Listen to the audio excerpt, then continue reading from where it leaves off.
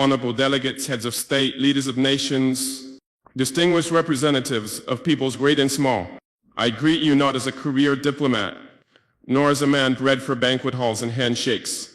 I do not come to you speaking the rehearsed language of polished politics. I come to you as a soldier of my people, as a guardian of a wounded land, as a son of a continent that has carried the cross of the world, yet has never worn its crown.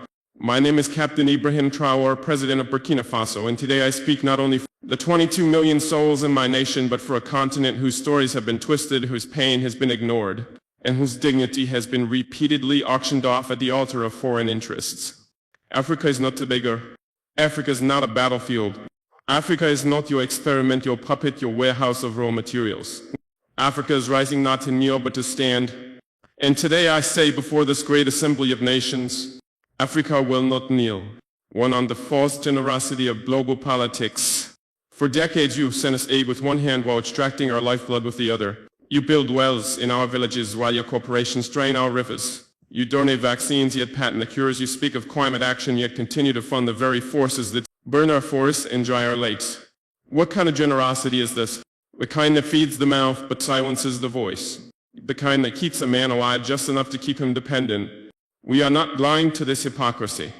Let me be clear, we are not ungrateful for sincere humanitarian assistance, but we reject a global order that disguises exploitation as partnership. We reject financial institutions that lend with one hand and steal sovereignty with the other. Africa no longer wants charity. We want justice. We want control over our own destinies. Too on the chains of colonialism and its modern descendants. Our wounds did not begin with us.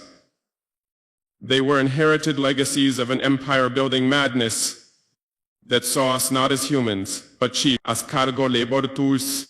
My ancestors were not consulted when maps were drawn with rulers and compasses in Berlin. The borders of Burkina Faso, like those of many African nations, were not carved by our ancestors, but by men who had never stepped foot on our soil, who knew nothing about languages, our tribes, or our spirits. Today, colonialism has a new face. It wears suits, it hosts forums, it signs contracts in Geneva and Paris and Washington. But it still takes without consent, it still dictates instead of dialogues, it still silences instead of listening. If you want to talk about peace, then let's begin by unlearning the arrogance that peace is something only you can teach us. 3. On resource exploitation and the myth of development. They call us developing as if the theft of centuries did not set us back, as if the gold from our lands, the diamonds from our rivers, the oil beneath our feet did not build the very skyscrapers in which this assembly sits. Let us speak plainly. Burkina Faso is rich, Africa is rich in minerals and culture and wisdom and youth. But you have taught us to measure richness in GDP and export value. You call it development when a foreign company owns 90% of a gold mine on our land. You call it progress when your security forces guard cobalt mines but not our children's schools. That is not progress, that is piracy with legal documents. From now on we will define development on our own terms. Development that puts children in classrooms, not minerals on cargo ships. Development that respects the land, the people, and the soul of a nation. 4. On sovereignty and interference. Why is it that when an African nation makes independent choices, we are called unstable? Why is it that when we seek military cooperation outside the colonial sphere, we are labeled a threat? Burkina Faso has chosen to walk a path of sovereignty that is not a threat to peace. It is a declaration of adulthood. We are no longer under your guardianship. We are no longer your junior partners in diplomacy. We are a free people. If a nation chooses partners that respect it rather than exploit it, that is not rebellion. That is wisdom. Let it be known, no foreign power will dictate the alliances of Burkina Faso. We will build relations based on mutual respect, not historical guilt or present-day intimidation. 5. On terrorism and manufacture wars. You ask why there is violence in the Sahel. You ask why our youth take up arms. But you do not ask who benefits when our mines are guarded by private mercenaries, while our villages are left vulnerable.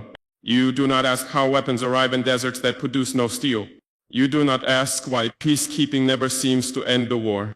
The truth is, many of the so-called solutions to African security problems are merely business models. Endless conflict has become a market, and African suffering has become a subscription-based service. Burkina Faso has decided to break that cycle. We will fight terror, but not with dependency. We will secure our nation not with foreign dictates, but with national dignity. 6 on migration and human dignity. We do not want our youth drowning in the Mediterranean. We do not want our brightest minds fleeing to countries that once called us savages. We do not want remittances. We want reasons for our people to stay. Why do our youth flee? Not because we lack beauty, but because we are made to lack opportunity. Not because we hate our land, but because our land is treated as someone else's property. Migration is not a crisis, it is a symptom of wars we did not start, of loans we did not need, of a world order that tells our youth their only value lies outside their own homes. The solution is not border fences. The solution is justice for 7 on Africa's place in the world. Africa is not a mistake to be fixed. Africa is not a failed continent. Africa is the womb of the world, the cradle of civilization, the keeper of tomorrow's hope. We have been made invisible in global decisions that affect us deeply. At the UN Security Council, Africa with 54 sovereign nations has no permanent seat. What justice is this? You call it balance? We call it betrayal. You speak of democracy, yet uphold a global structure where the powerful few veto the dreams of the many. We will no longer whisper in rooms where we deserve to speak with full voice. Aid on faith and spiritual dignity. We are a spiritual people. Before your cathedrals, our ancestors sang to the sky. Before your missionaries, we knew the language of the rivers and the laws of the sacred forest. Christianity came, Islam came, and we received them not as slaves but as seekers. But now we ask, will the church and the mosque stand with us, truly with us, when all people are displaced by greed, mosque as globalization? Will your pulpits echo our cries or only repeat the songs of the powerful? Faith, too, must be decolonized. It must walk with the poor, not the privileged. 9 on unity among African nations. This is not a speech from one country. This is the stirring of a continent. You see Mali, Niger, and Burkina Faso forming a new bond. You fear our unity. Why? Because it threatens the myth that Africa can only rise under your supervision. We are uniting not to wage war, but to wage dignity. To pool our courage, to share strength. To protect each other when the world turns its back. Pan-Africanism is not a dream. It is our lifeline, and we will build it stone by stone, heart by heart, with or without your approval. 10 to the youth of Africa. To the young boy selling oranges by the roadside. To the girl who walks 10 kilometers to attend school. To the child whose only toy is a stone but who dreams of stars. You are the reason we fight. Do not believe the lie that your continent is cursed. You are the blessing. Do not envy foreign passports. Be proud of your name, your land, your roots. The world may not applaud you now, but the future will speak your name in honor. 11 final words: we will not kneel. I do not come to declare war, I come to declare will. So we will not kneel to fear. We will not kneel to foreign banks. We will not kneel to outdated empires masquerading as friends.